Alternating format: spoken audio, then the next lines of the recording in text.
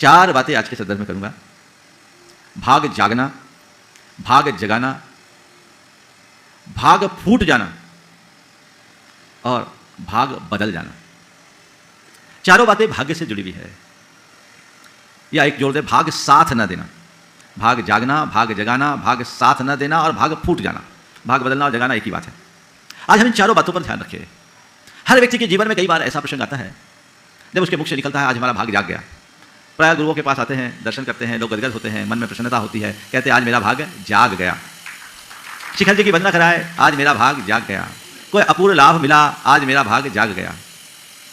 भाग जागने पर लोग हर्षित होते हैं, लेकिन कुछ लोग हैं जो प्रायः बड़े मायूसी और बेबसी के साथ कहते हैं क्या करूं, मेरा भाग ही साथ नहीं देता, है ना। जब भाग जागता है मन में हर्ष होता है, पर जिनके मन में शिकायत होती है वो कहते हैं भाग साथ नहीं देता। पर मैं आप सबसे कहता हूं, आपने कभी महसूस किया कि आपका भाग कब जगता है?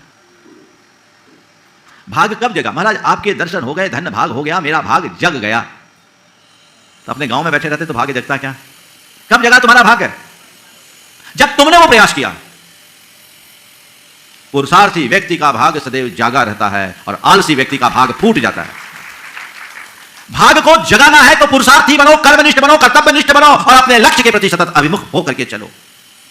इसलिए वाक्य कहता है जब मनुष्य दृढ़ प्रतिज्ञ हो जाता है तब भाग लक्ष्मी उस पर प्रसन्न होकर कृपा करना चाहती है। तुम्हारे जीवन में कोई भी उपलब्धि तभी घटित होगी जब तुम्हारे अंदर दृढ़ प्रतिज्ञता होगी, तुम प्रतिबद्ध होगे, तुम्हारे अंदर वैसा डिटरमिनेशन होना चाहिए। मेरा भाग जगा है ये दिमाग से हटाओ, मुझे अपना भाग जगाना है ये पुरुषार्थ घटाओ। जो आलसी होते हैं उनका भाग फूटता है और जो जागरूक और तत्पर होते हैं उनका भाग जागता है।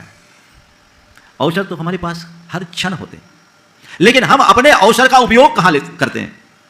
जो मनुष्य कर्तव्यनिष्ठ और लक्ष्योन्मुखी होता है वो हर प्रसंग में अवसर ढूंढ लेता है, और जिसका कोई लक्ष्य नहीं, जिसके अंदर उद्यमशीलता नहीं, वह व्यक्ति हर अवसर में भी कोई ना कोई परेशानी खोज लेता है ना। आप चाहते हैं कि मेरा भाग चमके, चाहते हो कि नहीं? हाँ, भाग चमके। तो बताऊं किसी वस्तु को चमकाने के लिए क्या करना पड़ता है? हाँ, क्या करना पड़ता है? रगड़ना पड़ता है ना। यानी अपने भाग को चमकाना चाहते हो तो सतत कुछ करना शुरू करो, उद्यमशील बनो, अपने आप तुम्हारा भाग चमकेगा। चले वेती के सिद्धांत को साथ रख करके चलो, अपने आप सब कुछ हो जाएगा। फिर तुम्हारे मन में कोई शिकायत नहीं बचेगी। आगे बढ़ो। एक बार एक युवक मेरे पास आया, होगा कोई 28-29 साल का, अपना हाथ मेरी तरफ बढ़ा के कहा, महाराज मेरा भाग्य कभी जागेगा या नहीं? मैंने उसकी तरफ देखा और मुझसे उससे कहा कि तुम जैसे तेजस्वी युवा को किसी के आगे हाथ फैलाता देखकर मुझे अच्छा नहीं लग रहा। पूछा तुम कौन हो, कहाँ से आए हो, क्या है? बताया। वो व्यक्ति यूपीएससी का 3 बार एग्जाम दे रखा, 2 बार इंटरव्यू तक चला गया, पर उसके मन में घोर मायूसी, हताशा, निराशा के भाव थे। उसे लग रहा था कि नहीं, मेरे भाग्य में कुछ है ही नहीं, मैं कर्म फूटा हूं, मेरा भाग मुझे साथ नहीं देता। उसके पिता नहीं थे, माँ लोगों के घरों का काम करके उसको पढ़ाई। अर्थ की कमी तो उसके साथ थी ही, और कई एग्जाम्स दिए, बोले महाराज मैं एग्जाम देता हूँ, कुछ नहीं कर पाता। मैंने उसे समझाया, हमने कहा तुम अपने आप को भाग्यहीन मान रहे हो, अरे यूपीएससी कॉन्टेस्ट कर रहे हो, ये कम बड़ी बात है क्या? और तुम ये बताओ कितने लोग यूपीएससी में जाते हैं? बोले लाखों। बोले प्री कितने निकालते? हजारों। मेंस में कितने जाते हैं? और कम। और इंटरव्यू में? बोले जितनी सीट होती है उससे 3 गुने। हम बोले, मैंने बोला ये बताओ कितने लोग हैं जो प्री में ही नहीं निकल पाए? तुम तो भाग्यशाली। बोले मैंने 3 अटेम्प्ट में प्री निकाल लिया, 2 अटेम्प्ट में मेंस भी निकाल लिया। हम बोले तुम कितने भाग्यशाली हो कि तुम यहाँ तक पहुँच गए और फिर भी कह रहे हो कि मेरे भाग्य में कुछ लिखा नहीं। बोले ये तुम्हारी बहुत बड़ी कमी है, अपने आप को अंदर से जगाओ, भूलो, अभी तुम्हारे पास अवसर है, अनुकूलता, और आगे बढ़ो। जब 2 बार तक तुम इंटरव्यू फेस कर गए तो तीसरी बार में हो सकता है सिलेक्शन हो जाए।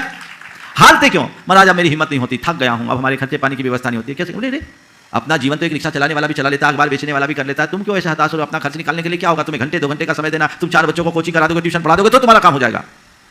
मैंने उसके मन में उमंग भरा और मैंने उससे कहा, हाथ की लकीरें देखकर जीवन की उन्नति नहीं होती, अपने लक्ष्य को सामने रखकर चलने वाले लोग ऊंचाई छूते हैं। लकीरें मत देखो, न किसी से पूछो, अपने आप को बदलो।